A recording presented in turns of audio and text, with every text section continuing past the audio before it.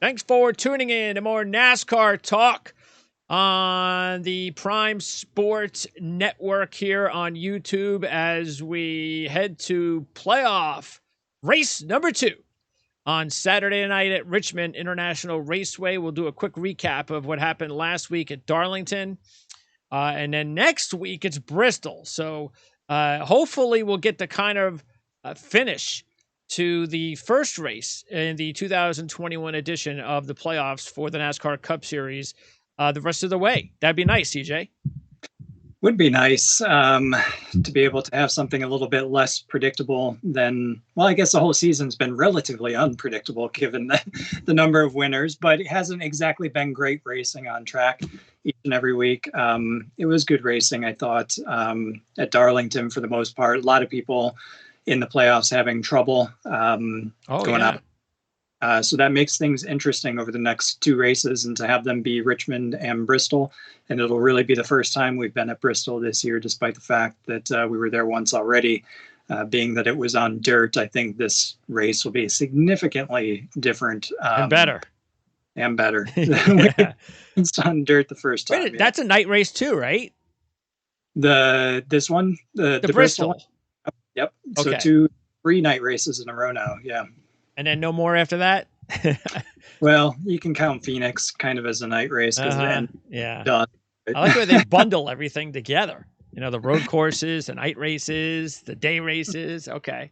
But anyway.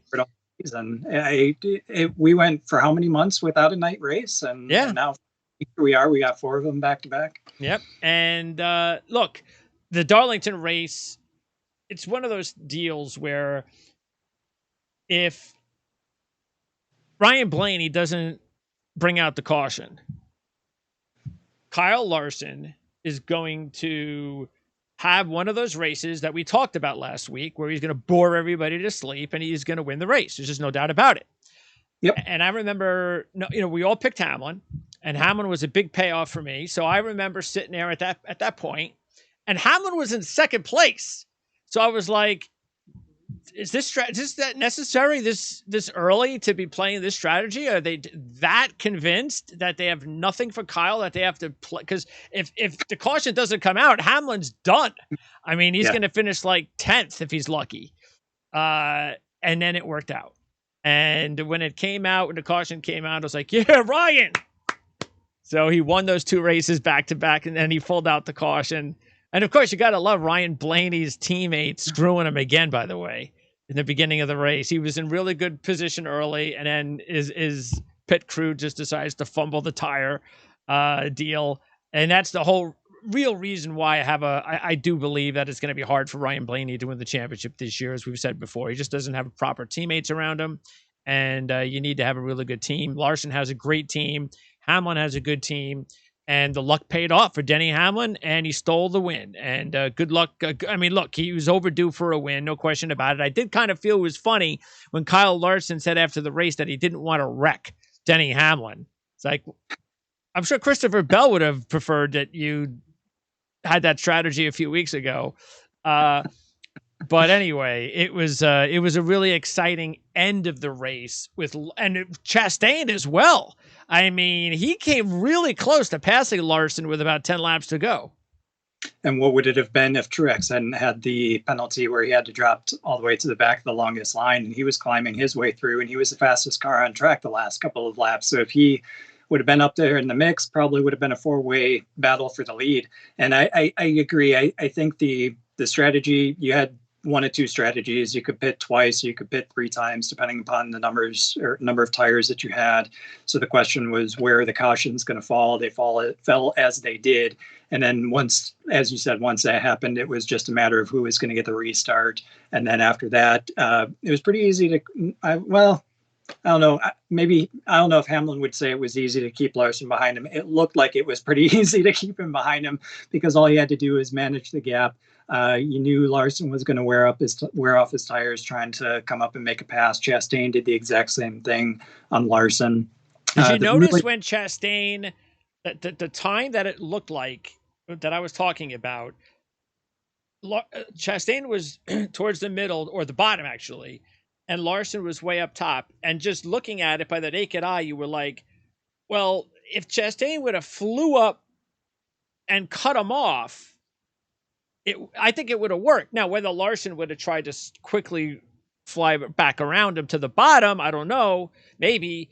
But I thought he was a little cautious for someone that's not in the playoffs. I thought Chastain might have been maybe a veteran driver might have made his way up that track and forced the issue more. It would have been interesting because there's so much momentum on the high line, despite the fact that you can see that visually. By the time you get up there, it might be closed by the time it gets there and you cause a wreck, take two cars out. But you're exactly right. I mean, why wouldn't Chastain have done it? He has absolutely nothing to lose, right? Other than the fact that he's racing against one of the chase competitors. So maybe that's in his mind. I don't know. Nobody, I mean, he would have wrecked. It wouldn't have mattered. Yeah. The thing that was interesting to me was that last corner bonsai move where I'm like, did it run out of gas? Like, what happened there? And because all of a sudden Larson was right on his bumper. Hamlin said afterward he was going to have to drive through me, but the announcers even said it. Hamlin made the right move by being in the top line at that point. It cut off that run, and Larson would have had to have wrecked him in order to get by. It was really close, but still, I would have liked to have seen what would have happened with Truex had he not had that issue. He was so good here earlier in the year, and he was very fast Sunday night as well. If he would have been able to work his way through traffic a little bit easier or not had the penalty, would have been significantly more interesting, I think. And that's a good way for us to segue into the fact that Truex is the favorite this week. And we all picked Martin Truex. There's only one. He's the only driver we've all taken. It worked for us last week with Denny Hamlin. We'll see if it works with Truex this week. He's been consistent lately. There's no reason not to. I mean, well, we can get about it. We can talk about it when we talk about the specifics, I guess. But I don't see a reason not to choose Truex this week. What's that? I just don't see a reason not to choose Truex.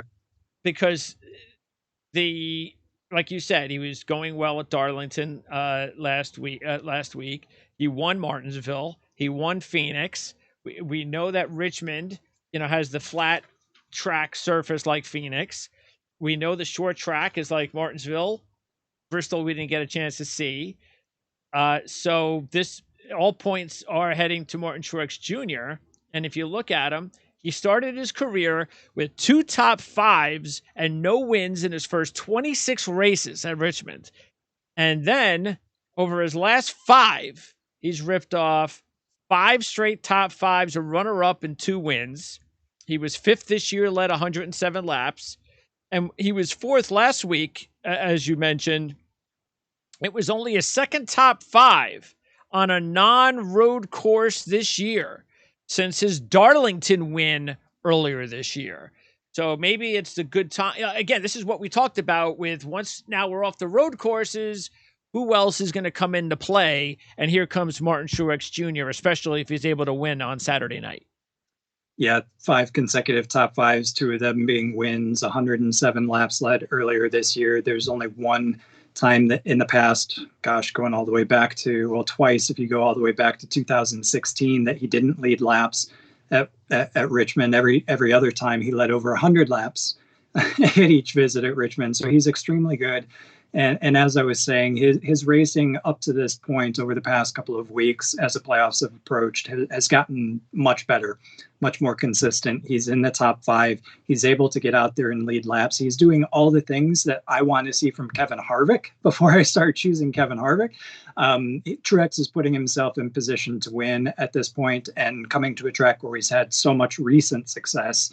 Right off the heels of what should have been or could have been a win for him last week in Darlington. I think it bodes very well for his chances this week. Plus he's starting, where is he starting? 3rd.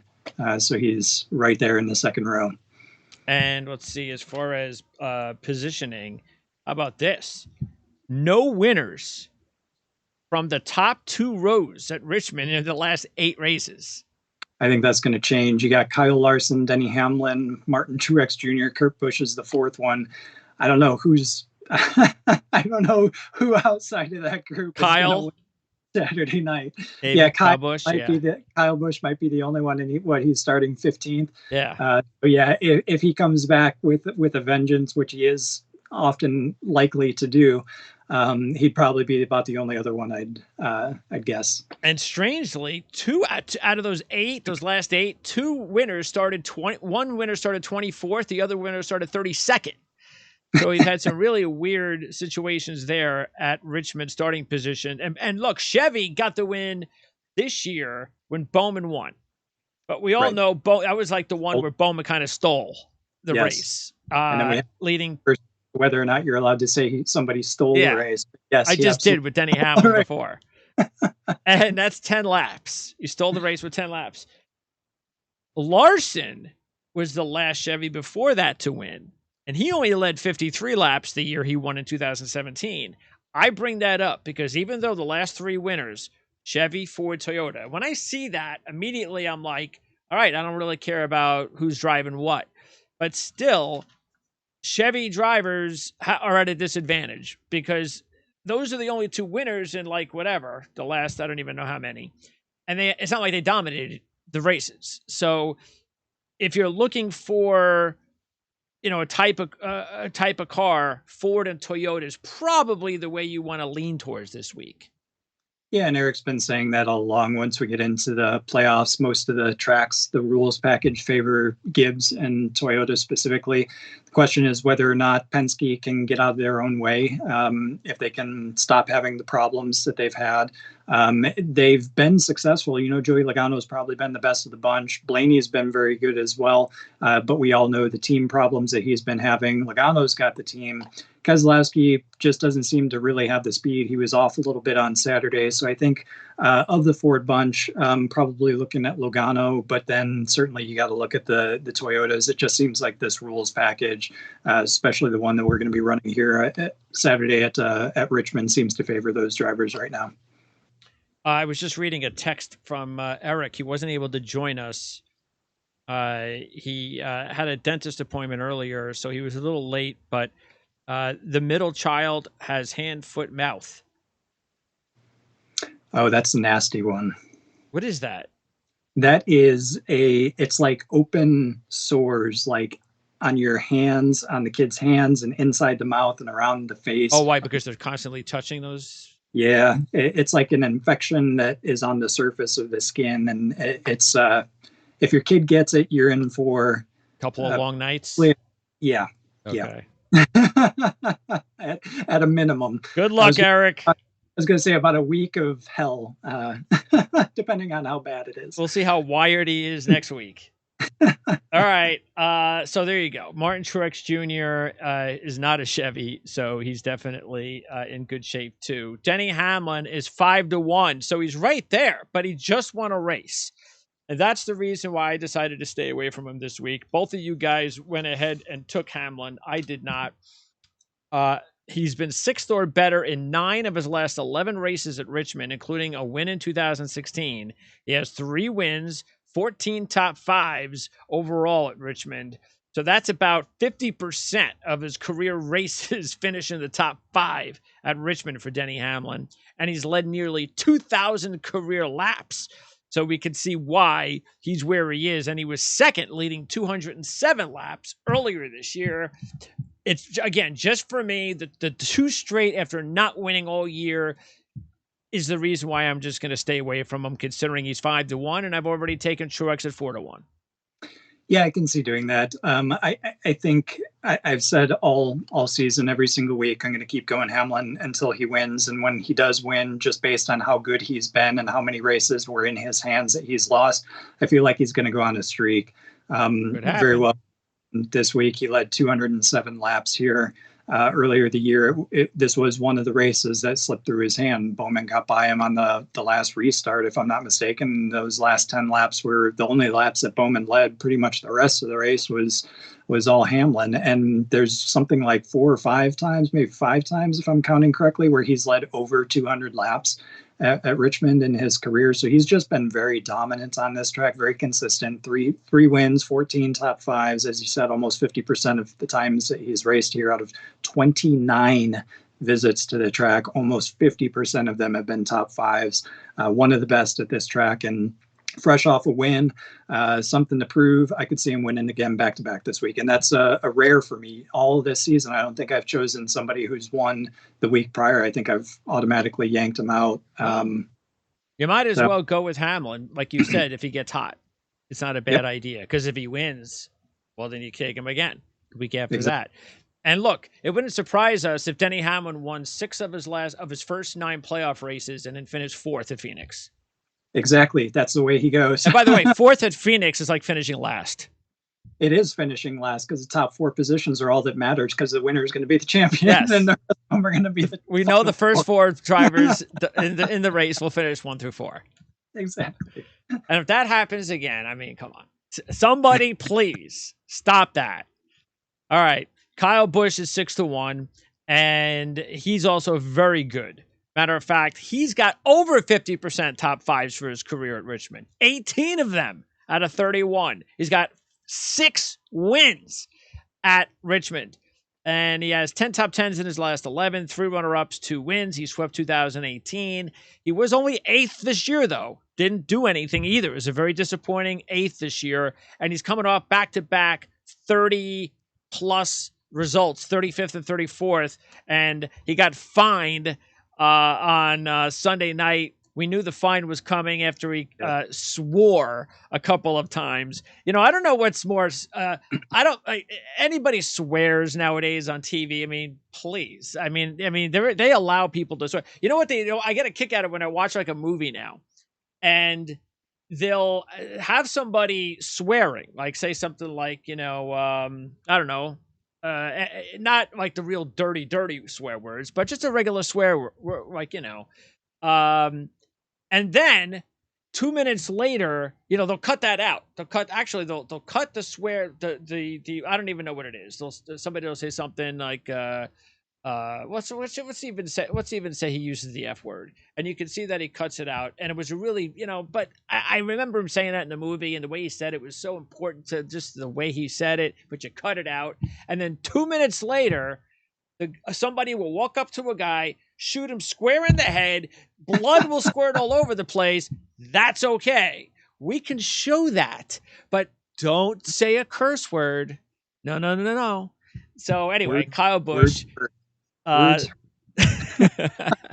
So Kyle Busch, I kind of got a kick out of it when the announcers are always like, ooh. You hear him in the background like, ooh, what do you do? That's not nice. Ooh. Come on, guys. I mean, stop being so like you go to church every Sunday. I'm sure you do, but I'm sure you curse the second you walk out the door. Anyway, so we'll see how Kyle Busch rebounds, because he's 6-1. So that's a low number. Yeah. The thing that I'm most concerned about with him this week is his starting position, though he has one from 32nd. He's that type of driver. Yeah. Yeah. But so, I mean, take it with a grain of salt, but that's the only thing I'm really concerned about with him this week is just his low starting position. He's proven time and again that he can be as frustrated as, you'd ever think you'd see him the week before, and he can come out the next week and be completely fine, turn it around and get a win, and then continue on with having a fantastic season. I mean, he was frustrated Sunday night. I don't blame him. He seemed to be off pace. It's the first race of the playoffs. He's watching his teammates do great things, and he, for whatever reason, can't get his car to work. So he's going to let it be known, and he's been doing that all season. But yet he's been one of the most successful guys in the series so far this year. So I don't really have concerns about him. There's only been one time at this particular track in the last 7 years that he finished outside of the top 10, actually even finished lower than 9th. And that was in 2017 when he finished 16th. So I have zero concerns. He's got 2 wins in the last 6 here, led almost 1,500 laps, led over 200 laps in this race in 2019. So he absolutely can fly through the field and get it done. And at this point, he knows he needs to as well, because it's a very tight points race. He's at 2,024 points. So there are just 2 points separating him and Reddick in 12th. He can either go out and win and end it and move on and be confident for Bristol, or he can run in the top 5 and move himself well inside the top 10 in the points race just by finishing, basically, based on how many people had problems at Darlington on Sunday who were in the chase, or in the chase playoffs. Sorry. It's okay. All right, you guys also took Joey Logano at 7-1. He was third earlier this year, leading 49 laps. He has 14 straight top 14s at Richmond with 9 top 5s, 2 runner-ups, and 2 wins. He hasn't had any dominating performances there, though, but that's okay. He's very consistent, maybe a real good fantasy play, just like Kyle this week. 8th. Last week was really important because he had not been going so well. So maybe that's the beginning of them kind of getting things right or not. We'll find out on Saturday night. Yeah, that was his first top 10 in the last handful of races, at least the last 5. So it was a good outing for him, especially on the night where so many of the playoff contenders had problems. I do think that, we've been talking about Hamlin and Truex and Kyle Busch going out at Richmond and leading over 100 laps, 200 laps. Logano's only led 428 in his career, but he has led 45 in this race in 2020, then 49 last year. So if there's somebody like an Alex Bowman that can be in contention at the win or for the win on a late restart, certainly from the Penske stables, I think it's going to be Logano. I think he's been the most consistent of that group so far this year, and I see that continuing through the playoffs. He's usually pretty consistent through the playoffs. Now, you and I are the only ones to take Kyle Larson this week, and he's 9-1. He finished 18th this year, which is one of his bad performances. He has a win here and a couple of top 5s, but that's over 13 races. He led 53 laps in his 2017 win. He's only led 20 laps the rest of his career. He has not led a lap over his last 5 since the win. So there are a lot of reasons for me to pass. I am going. He's one of my top guys this week, and is my top guy in money I'm investing and payout, because I cannot pass on the opportunity to take Kyle Larson at 9-1. I just can't do it at a track that he's already won before. So I can't do it. I know maybe maybe Eric's doing the right thing, skipping Kyle Larson this week, but I just can't. I can't pass up the opportunity to take Kyle Larson at 9-1. When I saw that he was 9-1, he was the first name that I wrote down. I can't remember the last race he was like that. I don't even know if he was that for Daytona. Yeah, that was probably it. Yeah, that's it. He's good at Richmond. He doesn't have the stats historically like a Hamlin and a Truex and a Kyle Busch, but he has won here before. Yeah. He finished 2 laps down when he finished 18th. He had trouble. It's not like he had a clean race and he wasn't, just didn't have the speed. It was one of those days where he had trouble throughout the race. So when did do you know what he started in that race? He started 6th in that race. And when's he starting Saturday night? On pole. Oh, he's on pole. Yeah, so he's going to have a chance to lead some laps unless Denny Hamlin beats him at the start, which I don't think he will. I think it'll be Larson leading the first couple of laps, and that might be, that might just set up the domination for him for the night, as long as he's able. Not. Or because if he doesn't lead laps from the pole early, it's over. Probably. It could be, yeah. If you let Hamlin out front, yeah, I would say it's probably going to be over. But yeah, I think you can't pass Kyle Larson this year at 9-1 at a place that he's already won at. All right, Keselowski's at 10-1. Nobody took Keselowski. He has a couple of wins. He won last year, led 192 laps, and led 383 of 400 laps in his 2014 win. So he's had his dominating efforts here, but there's just, even though he finished 7th last week and he's 10-1, I'm just not seeing it just yet. I'd like to see another, maybe a top 5 this week, and then maybe I'll take him next week, depending. 1 top 5 and 3 top 10s in total out of the last 6 races, I think, for him. So he's starting to find a little bit here and there, but he's not had the consistency. So I don't disagree with you. I would not choose Keselowski this week. Maybe from a fantasy perspective, he'd be somebody to consider. But I think a 7th last week at Darlington, he was pretty anonymous in that 7th place. It's not like he was running in the top 10 the entire night and he was a factor all the time. He's a little bit behind. There's something wrong there, which is likely the fact that he's out of the team next year and heading over to Roush Fenway. So how much that plays into it, I don't know, but I don't think he's going to have one of those dominating nights. And it would be a shock to me if he won, because it would be completely against the run of form. He just hasn't had it for quite a while this season. So I don't anticipate that to change this week. Harvick 11-1, and he's got 15 top 5s and 3 wins in 40 races. He's got over 1,000 laps led.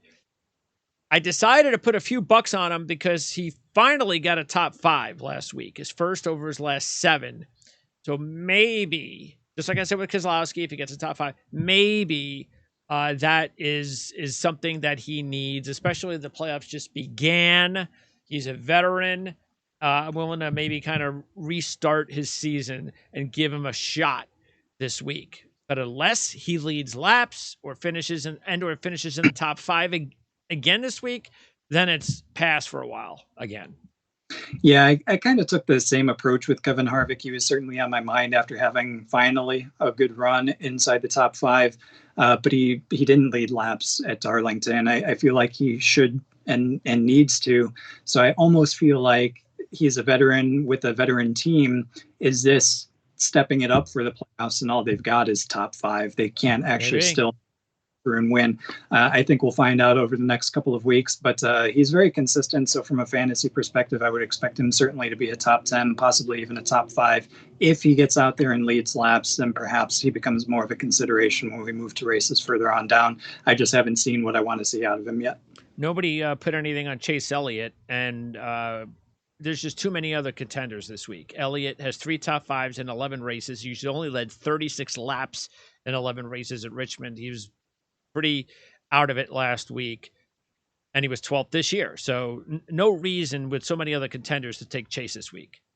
No, agree. And this week, I think he's just got to focus on not making mistakes. He said it himself after the race when they were interviewing, after he ended up crashing out, that they put themselves in that position by making too many mistakes. And after the first one, I thought, okay, well, it's a bad night for him. Then the second one, it's like, really, something's off, and then end up crashing out and being out of the race. Ends up being a terrible night for him. His best finish ever here was second place, and that was when he started second. I think just getting through this race with no mistakes, being able to finish in a solid top 5, top 10 position will put him in good standing for the rest of the playoffs. I don't think he is one that's going to come out and try to dominate and win. If he does, if he has the car to do it, certainly he will, but I don't think he's going to. Like you said, there are too many other contenders he's just going to be looking for a nice solid night. And the other 2 Hendrick drivers also had nights to forget. I mean, Byron, wow, it's like, here we go again, Byron must be saying, after what happened last year. Look, he's never led a lap at Richmond, but he was 7th this year, which is his only top 10. So we've got to see whether or not psychologically the team can forget last week. He's at 16-1, while Bowman is 20-1. He doesn't have a top 5 over his last 6 races this year.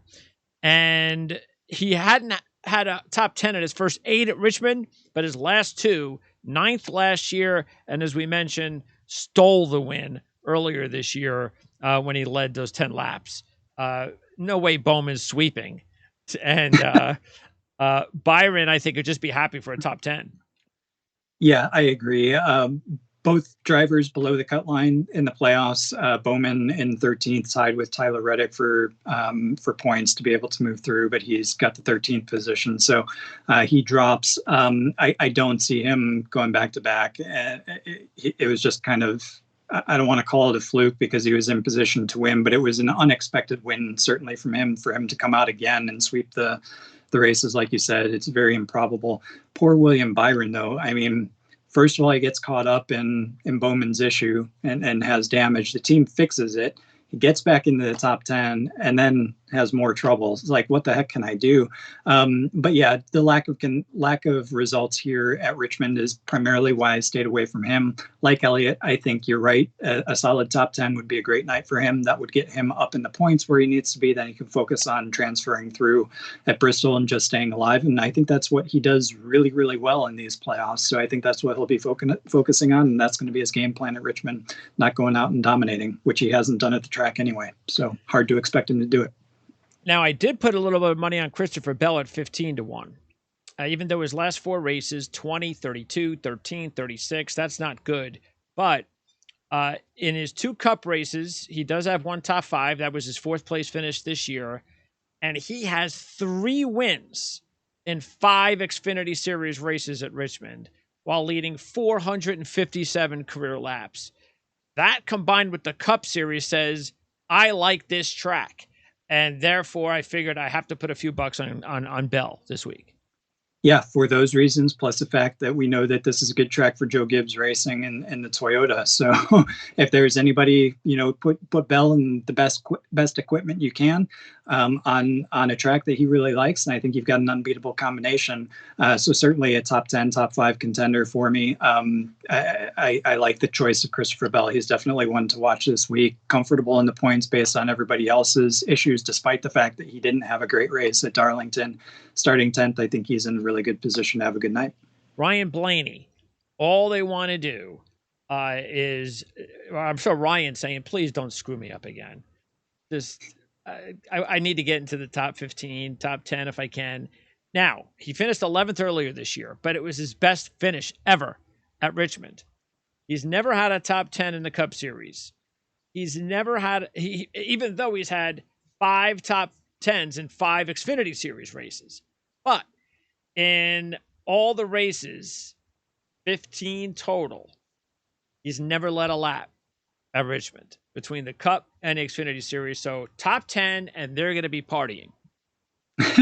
Yeah, I agree. Yeah, he's never had a top 10. As you said, his best finish in the Cup Series at Richmond is 11th. That came earlier this year.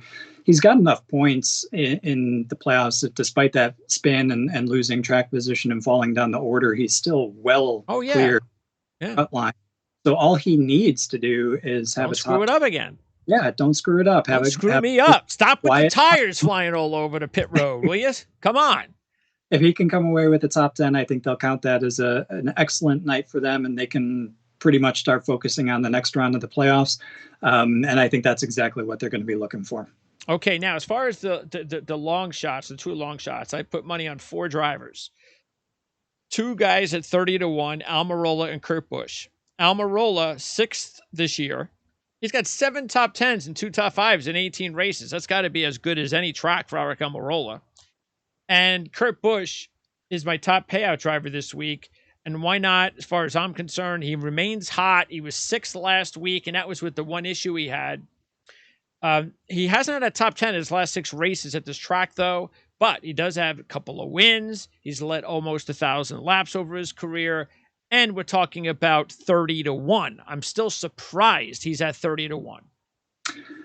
Especially after how he ran last week. I was extremely impressed by that. The entire team just had a fantastic night at Darlington and, carrying that momentum through. It's the playoffs. Busch is a veteran. He knows how to navigate his way through this, despite the fact that he hasn't finished in the top 10 at Richmond and since 2017. He does have 2 11th place finishes and 2 13th place finishes, one of them being earlier this year. But this race last year, he also finished 13th and he led 15 laps. So he's a guy that I think that's going to be starting the first half of the race running inside the top 5 again, much like he did at Darlington. And if he's able to hang around and not make a mistake, I think he's going to be somebody to watch out, like an Alex Bowman that might be able to steal the win on the late restart. He's got that kind of approach. Almirola, difficult for me to choose him just because still he's had such a terrible season. It'd be good to see Stuart Haas, take the step forward and be able to give Almirola and Harvick something really to compete with. But I just don't think they have the equipment right now. No. They don't have on Gibbs, so it's going to take something special for Almirola to be in a position to win. But nonetheless, he could keep himself inside the top 10, top 12, and that would be good enough from a championship perspective. He's going to need what happened the first time he won, which is he's going to need a couple of drivers, favorites, wreck each other early, something like that. And if that happens, okay, maybe. The other 2 50-1 shots I put a few bucks on were Chastain, as we mentioned earlier, who had a great run last week, finishing 3rd. He has 3 top 5s in his last 4 Xfinity Series races, leading 97 laps. He hasn't had a top 10 in 5 Cup Series races. He finished 15th this year. And Austin Dillon, I also put a couple of bucks on him. 10th this year, 10th last week, 4 top 10s in his last 5 races at Richmond. And he was 4th last year, leading 55 laps. So out of the remaining long shots, those are the 2 other guys I put some money on. How about you? Yeah, both of those guys have got to be wondering what they could be doing if they were in the playoffs, if they had made the field. Dylan coming up to a very good track for him, consistently in the top 10. So no reason not to consider him, especially considering he had a nice, very good run, I would say, from his perspective last week. If they can continue some of that momentum, that would be very good for him. Ross Chastain has just been continually improving each and every week. And we've been talking about this, I think, since probably COTA, if not before, on the road courses. He's just been consistently. That's about the time I picked him up on my fantasy team. Yeah, he's been taking those steps forward, and he hasn't stopped doing it. And the first time, he doesn't have a top 10 at Richmond in the Cup Series. And like you said, his best finish was 15th earlier this year, but that's the first time he was at this track in the Cup Series with a decent team. So it's going to be interesting. I think he's in store for more than a top 15 finish this week, especially considering how he raced at Darlington, which was just fantastic. I think we're going to see a lot more of that from Ross Chastain. It's probably going to be more next season. But if they can get some of that consistency with how they ran last week, I see no reason why Ross Chastain is not winning races. All right, TJ, what you working on for the race activity this weekend? We've got Xfinity and Cup this week. Truck's taking a week off. So we'll have the fantasy previews up on rotowire.com for the Xfinity race as well as Cup on probably Thursday, because I think the Xfinity race, if not maybe early Friday morning, because the Xfinity race is going to be Friday night, Cup on Saturday, and then sometime on Monday we will have a recap on the NASCAR barometer on rotowire.com for the Richmond race Saturday night, and we'll get ready for who's going to make it into the round of 12 after Bristol. That's right. Next week, we'll preview the final race of the first round at Bristol. Can't wait. Don't forget that free 10-day subscription. Go to rotowire.com/PrimeSN. CJ, appreciate it. We'll talk to you again next week. Sounds good. Thanks for having me.